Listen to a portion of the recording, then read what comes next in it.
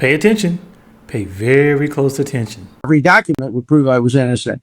So let me tell you, I know for a fact documents are being suppressed. And they're being suppressed to protect individuals. I know the names of the individuals. I know why they're being suppressed.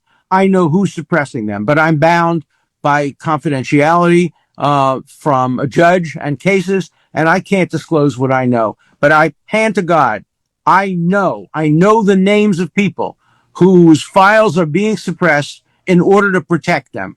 Why, thank you, Alan Dershowitz. I really appreciate you helping me out by saying exactly what I said just the other day. But let's move on to some important stuff. There's two things I need everyone to understand: inculpatory evidence and exculpatory evidence. One is presented by the prosecution and must be given by the prosecution in order to state whether or not that defendant is innocent. That's evidence. The other thing is inculpatory evidence, which basically says whether or not that defendant is or is not guilty. And those evidences, one, you have to give the evidence that shows the person is innocent, and the other one, basically the inculpatory, says that the person is guilty and they've committed a crime or can be implicated in a crime. Well, both of those things are very important when it comes to a defense, right? And a prosecution.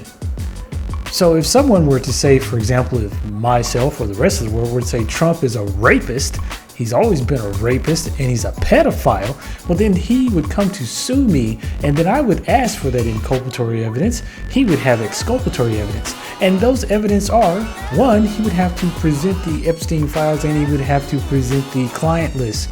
I would be privy to that, and so would my attorneys, and then I could release that to the rest of the world, and at that point it would either prove or disprove whether or not Trump is a rapist, because Trump is a rapist, and he's always been a rapist because Trump is a rapist. So if he were to sue me for that, that evidence would have to come into the trial and be looked at by a jury and a judge, and that information could be released to the public. So I'm hoping that me calling Trump a rapist gets me sent to trial, and he decides to sue me for calling him a rapist because he is a rapist. So everyone, now that you have that information, please use it as you should, and I'll see you all in court.